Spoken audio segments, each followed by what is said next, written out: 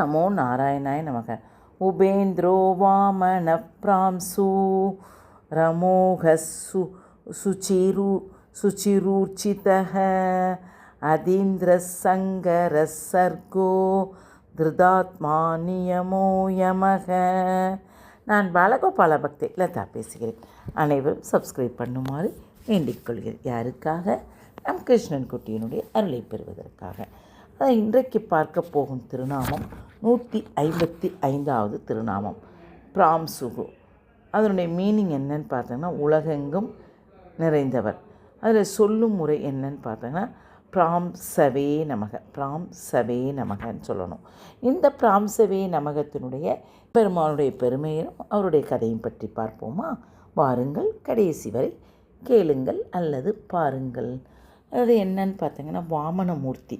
வாமனருடைய கதை உங்களுக்கு தெரியும், ஆனால் இது கொஞ்சம் வேறு டிஃப்ரெண்ட்டாக இருக்கும். வாமனமூர்த்தி தன்னுடைய 3 அடி நிலத்தை யாசகம் கேட்டு வந்தார். சிரித்தாராம் மகாபலி.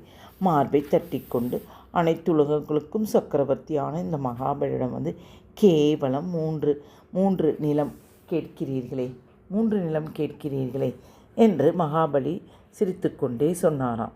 உடனே ஆணவத்துடன் வேற சொன்னாராம், முதலில் 3 அடி நிலம் தாருங்கள், அப்புறம் பார்க்கலாம் என்றாராம் வாமனர். தன் மனைவி விந்தியான்ற பேர், விந்தியாவை அழைத்தாள் மகாபலி. அதாவது அதில் என்ன, தங்க கமண்டலத்தில் அவள் தண்ணீர் எடுத்து வந்தாள். தாரை வார்த்து கொடுக்க போனாள் மகாபலி. அப்போது நில் என்று தடுத்தார் அவரது குருவான சுக்கராச்சாரியார். வந்திருப்பவன் நாராயணன், அதை அறியாமல் நீங்கள் அவருக்கு போய் தானம் செய்கிறீர்களே, கொஞ்சம் கூட உங்களுக்கு எல்லா செல்வங்களையும் நீங்கள் இழந்து விடுவீர்கள், உங்களுக்கு இது கூட கொஞ்சம் தெரியவில்லையே என எச்சரித்தாராம். ஆனால் மகாபலியே, பரவாயில்லை, நான் சொன்ன வாக்கை மீற மாட்டேன். இவருக்கு நான் தானம் செய்தால் திருமாலுக்கு தானம் செய்ததன் பெருமை எனக்கு கிடைக்கும் அப்படின்னு சொன்னாராம். உடனே அதனால் தானம் கொடுத்தே தீருவேன் என்று திட்டவட்டமாக தெரிவித்தான். என்னன்னு பார்த்தாங்கன்னா, இந்த மகாபலிக்கு எப்போ குருவோடைய சொல்கிற பேச்சு கேட்கலையோ அப்போ அவருக்கு அவருடைய சொத்தெல்லாம் இழந்துருவார்ன்றது ஒரு இது இருந்துச்சு, அவருடைய கர்ம வினை இருந்துச்சு. அதனால தான் இவர் சுக்கராச்சாரியார் சொல்கிறதை இவர் கேட்காம போகிற மாதிரி இது இந்த கர்மாவுக்காக இது இப்படிப்பட்ட ஒரு கதையாக இருக்கிறது. மகாபலி வாமனமூர்த்திக்கு தாரை வார்த்து கொடுத்தார். அவர் தாரை வார்த்து தந்த தீர்த்தம் வாமனமூர்த்தியின் கையில் பட்டவாறே கிடுகிடுவென்று வளரத் தொடங்கினார் வாமனர். குள்ளமாக வாமனர் வந்த பின் திருவிக்கிரமனாக பேருருவம் கொண்டு உலகை அளந்த விதத்தை ரொம்ப அழகாக வர்ணிக்கிறார் ஒரு கவி. அந்த கவி நமக்கு வேண்டாம். முதலில் வாமனமூர்த்தியின் தலைக்கு மேல் குடை போல தெரிந்ததாம் சூரியன். குடை போல தெரிந்ததாம் சூரியன். வாமனன் வளர வளர அவரது கீழத்தில் பதித்த மணி போல சூரியன் தெரிய தொடங்கியது. இப்படியே அவர் வளர வளர வளர வளர அவர் நெற்றியில் திலகம் போல் தெரிந்ததாம் சூரியன். இன்னும் வளர்ந்திட அவரது நெஞ்சில அணிந்திருக்கும் கௌஸ்துவ மணி போல் தெரிந்ததாம் சூரியன். இன்னும் வளர வளர நாபிக்கமலம் போல் தெரிய தொடங்கியதாம் சூரியன். இவ்வாறு உலகளந்த பெருமாள் மெல்ல மெல்ல சூரியனை தாண்டி வளர்ந்து கொண்டே இருந்ததாம். அதான் எதை கவி ஒரு அழகான அந்த கவிநயத்தில் சொல்லியிருக்கிறாராம். அதனால் ஓரடியில் மண்ணுலகையும் மற்றொரு அடியில் விண்ணுலகையும் அளந்துவிட்டு 3வது அடியை எங்கு வைப்பதென மகாபலியுடன் கேட்டாராம் திருமால். விண்ணுலகத்தை அளந்த பகவானின் திருவடிக்கு பிரம்மா தனது கமண்டல நீரால் திருமஞ்சனம் செய்தார்.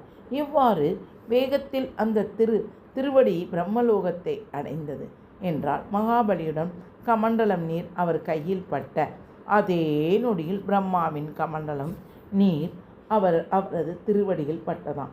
இதை கொண்டே வேகத்தை நீங்கள் ஊகித்து கொள்ளலாம். அதான் பிராம்சு அப்படின்னு என்றால் என்னன்னு பார்த்தோங்கன்னா, பேருருவம் தரித்த அனைத்து இடங்களிலும் வியாபித்து இருப்பவர் என்று பொருள். திருவிக்கிரமனாக ஓங்கி உலகளந்த பேருருவம் தாங்கி இருப்பதால் திருமால் பிராம்சுகு என அழைக்கப்படுகிறார். அதுவே விஷ்ணு சகஸ்ரநாமத்தில் 155வது திருநாமமாக பிராம்சவே நமக என்று சொல்லி வரும் அன்பர்கள் வாழ்க்கையில் ஓங்கி உயரும் படி திருமால் அருள் புரிகிறார்.